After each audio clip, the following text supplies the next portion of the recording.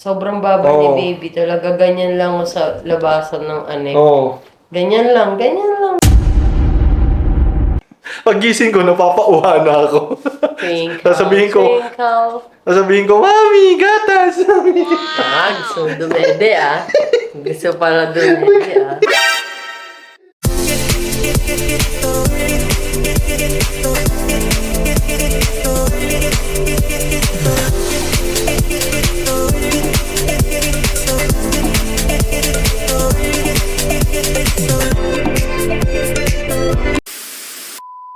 Yon. Hi, good evening mga kaboom. Yan, update lang sa asawa ko. Siyempre, nakauwi na kami galing sa hospital.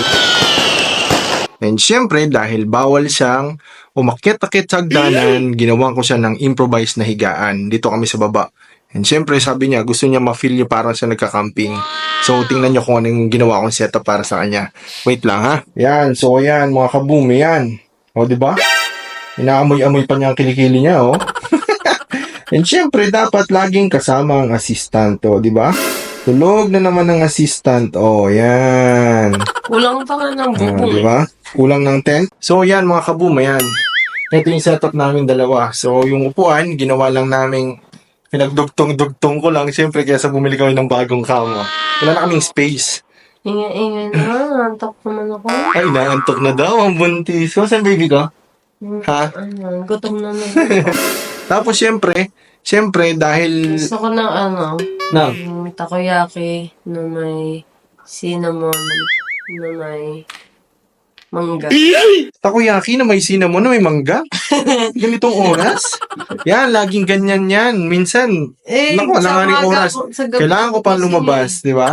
Pero kaya, pwede kaya magpa-customize nun? Pwede naman. Ewan ko lang. Manggang hinuga. At syempre mga kaboom, dahil laging chinecheck ng mga nurse yung heartbeat ng baby namin, may binili rin kami, papakita ko sa inyo. Asa na ba yun? Oo. Yan, ito, oh, di ba? Every 2 hours. Yan, every 2 hours naririnig namin yung tunog ni baby, yung heartbeat niya. Sabi niya, Di ba parang ganun naririnig namin lagi. Nahinihingan. Dito yan, inaano dito yan, oh, sa kanya. Yung sa akin kasi, sobrang baba, malapit dito sa singit. So, kumusta ka naman, mami? Kamusta yung pakiramdam mo? Wala, nagugutom, tas natutulog. Ayan, di ba? Parang nag-staycation lang talaga siya dun eh. Pero at least, Hoy, diba? masakit naman. Ngayon, okay na. At least, diba, na-lessen yung sakit ng tiyan. Tsaka dito nyo malalaman kung paano, kung talagang wala na yung sakit ng tiyan niya.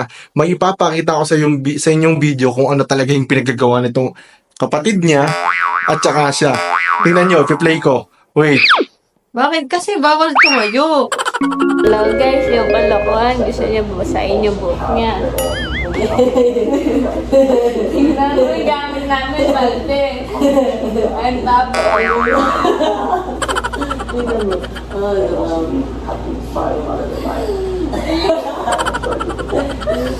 Lili ka tataan niya.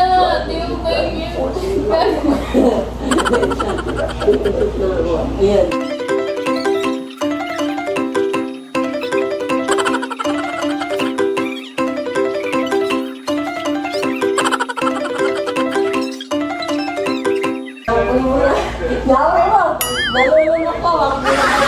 Ano ba ginawa kasi yun? Bawal nga kasi tumayo. Bawal tumayo? Kasi nga may pinasok, di ba? Tapos, di ba kasi yung cervix ko, beginning stiff na daw. Ibig sabihin, bumubuka na siya. Ibig sabihin, pag bumuka siya, lalabas si baby. O, masyado pang maaga. Sige, bawal tumayo. Eto nga mga kaboom, bawal tumayo kasi nga bed rest siya. Pero tingnan nyo naman pinagagawa, Diyos ko. Ipi-play ko ulit. Kati-kati na ng ulo. Ipi-play ko ulit. Pero pabor na pabor sa kanya na bawal maligo. Mas lang. Yan na. Uy, mabango yan. Uy, pagas mo. Kaya ka nga na-inlove sa akin dahil dyan eh. Alam mo mga kabunting sa totoo lang, dinidilaan niya pa yan. Tapos pagkagabi, tinamog, di ba ginaganon-ganon niya? May naman. Siya ang dumidila sa kilikili ko. Yan o. Ayan, kabunting. Paborito na yan. Ganyan talaga. Ganon-ganon niya, hindi nakakatulog pa ganyan. Actually talaga, pag inamoy mo yung kilikili niya, pampatulog yan. Yung dapat, Yan ka nga na-inlove. yung dapat 8 hours lang ang tulog mo. Naku, abutin ka ng 8 hours. Gusto mo. Buti-buti nga ng kilikili. So, i-play ulit natin mga kaboom. Tingnan nyo mabuti. Panoorin nyo mabuti. Naku! Ay, ba dito? Anak.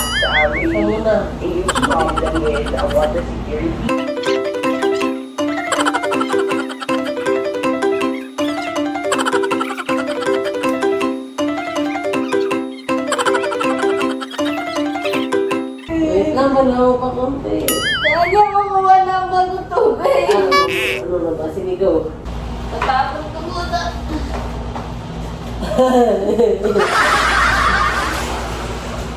Ayan guys. Tawag pala doon. Shampoo tapos ito, timba. Challenge. Gawin nyo na guys. Oo, gawin nyo na. Basta kapatid ah. Santino, accept the challenge. Hospitality. Hospital ka muna. Hospital ka muna. Diba? Ina-enjoy mo yung ano.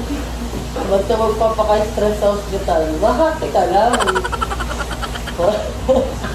Lakar na lakar yung lakar yung lakar yung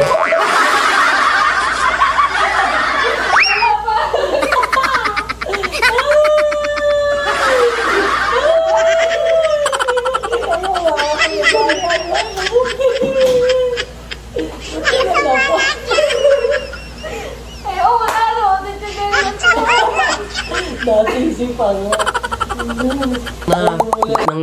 Nangyari. Pumasok sila doon. Pumasok sila nurse. Sabi ni nurse. Sabi ni nurse.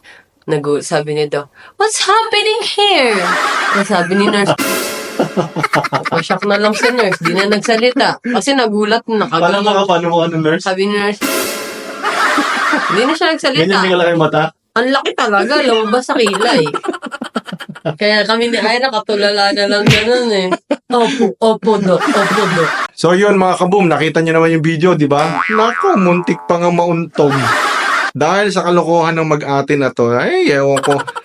Nawala lang ako sandali para kumuha ng damit. Ang pinagagawa ng talagang pag wala ang pusa, naglalaro ang malalaking daga. Yan, kaya nga pala siya na ospital kasi natakot siya sa daga. May pumasok sa amin daga sa loob ng pantry, hindi ko nahuli. Dumaan sa harap niya. Yung buntis na patalon. Nako, kung mapiplay lang namin ng CCTV ulit.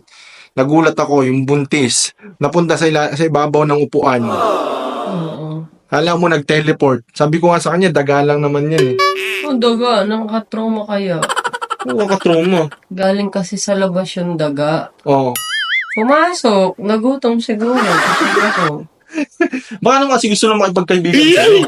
Ito pa, sabi pa sa danan. Look out, kala mo talaga magnanakaw ka. Tapos ang 30 minutes siya nakahawak. Alam mo, matalino talaga yung mga yan. Nakaganon sila sa ganon. Kasi yung daga, nakita namin sa CCTV, buti. Nag-aabang talaga. Baka kung gusto may pagkaibigan nga kay Ira. Sabi ko nga, Kasi nag-aabang, nakaganon sa hagdanan, no? Nakaganon, ito yung hagdanan, ba akong daga? Gaganon-ganon ako. look out nga, look out. Ikot na naman siya. Pati umakit ba sa taas? Kaso ang problema, hindi pala kay Ira gusto mo makipagkaibigan. Hoy. Kaya, Gusto ako dito, lilipat na ang bahay. kaso hindi siya friendly sa mga ganun. Nato, kaya Hindi yon. ko kaya, may trauma ko. So, importante, okay na sila. And thank you sa mga kaboom na nag-message, nag-comment, Thank you nag-pray. so much. Thank you so much. Dahil okay na si baby and okay na rin si mommy, di ba? So, Maraming salamat sa nagmamahal sa amin. oo. Kahit konti lang kayo, talagang ramdam namin kayo. Tingnan yung mga kaboom, yan. Nasa ano pa lang kami, nasa pang ano pa lang kami, 4th month. Yan. Oh, ang bilis no. Di ba? Love. 4th month na.